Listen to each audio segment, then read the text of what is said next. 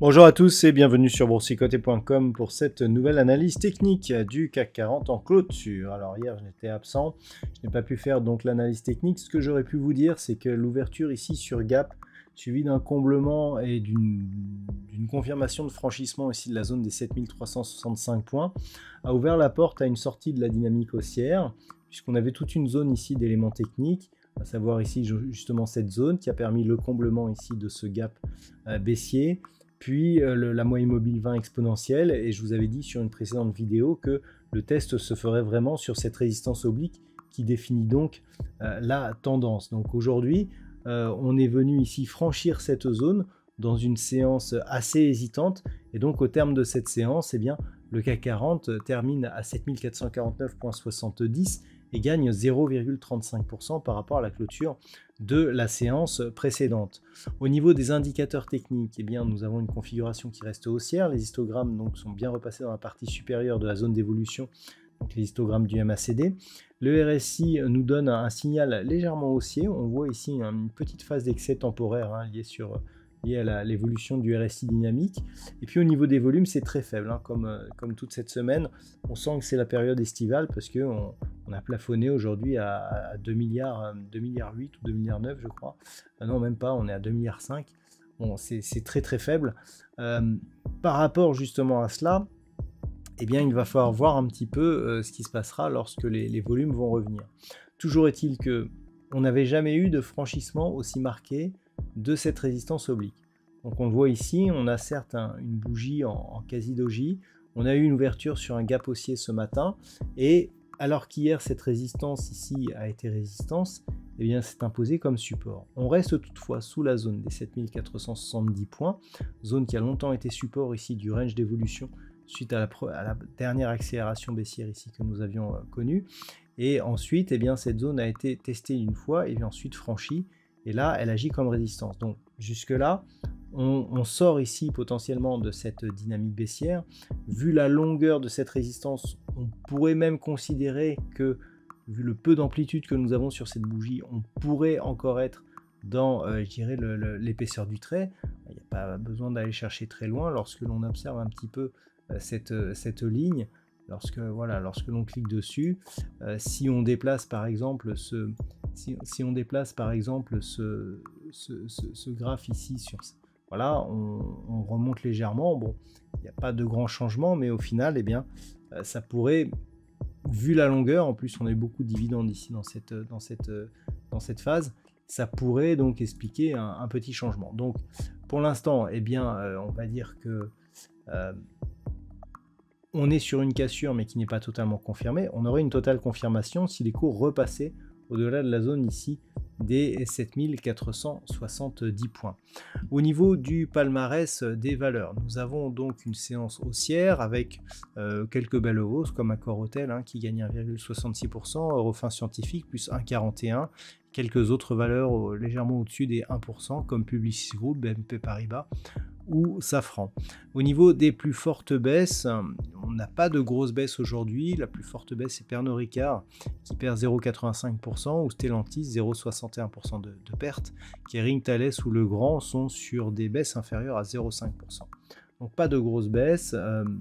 Donc techniquement, le fait déjà que par rapport à ce biseau d'élargissement, on n'ait pas touché la partie inférieure, que suite à cette forte attaque ici sur la bande de Bollinger inférieure, que l'on revienne ici et que la moyenne mobile 20 exponentielle n'agisse plus comme résistance. Ce sont des premiers signaux. On casse la résistance oblique. C'est un deuxième signal. Le troisième signal viendrait ici d'une rupture à la hausse de cette zone des 7470 points pour réintégrer ce fameux range ici entre 7470 et 7725 points.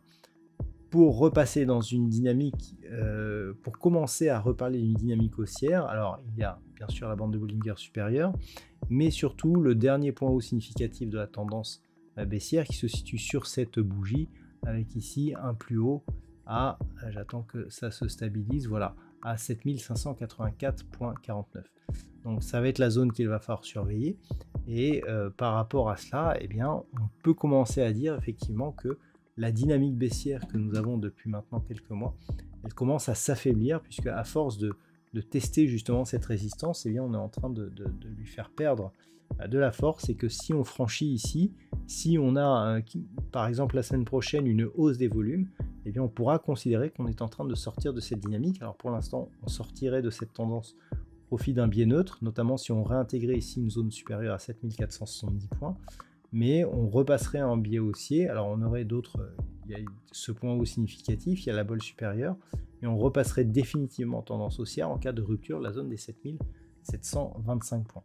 Voilà donc ce que l'on peut dire d'un point de vue technique sur cette configuration. Au niveau de la vue hebdomadaire, eh bien, nous avons une configuration qui est assez nette. Savoir ici, donc, alors ça c'est le tracé hein, sur l'unité de temps daily, donc ça correspond un peu moins sur de l'hebdomadaire. On voit bien par contre qu'on est venu tester la partie inférieure et qu'on repasse ici au-dessus. Donc on voit bien qu'on vient tester ici la résistance oblique et la zone des 7470 points. Donc on reste ici dans une dynamique baissière d'un point de vue hebdomadaire. Et on voit ici que si on cassait, donc ça concorde un petit peu avec la vue que l'on a sur l'unité de temps daily. On voit que si on casse cette zone des 7470 points, eh bien on pourrait repasser dans une dynamique un peu plus positive, mais on voit que ce n'est qu'au-dessus de cette zone ici actuellement des 7650 points que l'on commencerait à casser la moyenne mobile 20 exponentielle. Et on voit aussi clairement que c'est cette zone là des 7725 points qu'il faudrait casser à la hausse pour inverser la tendance de fond. Au niveau des indicateurs sur cette unité de temps, eh bien, on a un retournement ici qui s'opère au niveau des histogrammes du MACD. On avait déjà eu ce retournement ici lors de cette phase de temporisation. On était reparti à la baisse et là on repart à la hausse. Des volumes très faibles toute la semaine, on le voit ici même au niveau des volumes sur la vue hebdomadaire, un RSI qui est neutre. Donc quelque part, on peut avoir un signal de retournement. Là, les histogrammes du MACD en général time assez bien les phases de retournement, c'est pour ça que je les affiche d'ailleurs, et on pourrait avoir effectivement, si on cassait cette résistance, y compris au niveau de cette unité de temps, eh bien avoir un signal de retournement de la tendance moyen terme, hein, puisqu'on est ici sur une vue hebdomadaire. Donc voilà les points qu'il faudra surveiller la semaine prochaine. Si on repasse sur du daily, donc eh bien, toujours les mêmes zones, hein, 7470, éventuellement la zone ici des 7570 points et donc le plus haut de cette bougie. Et puis la sortie, hein, bon ça ne sera pas forcément la semaine prochaine, de cette dynamique baissière sera totalement confirmée par une éventuelle cassure ici de la zone des 7725 points.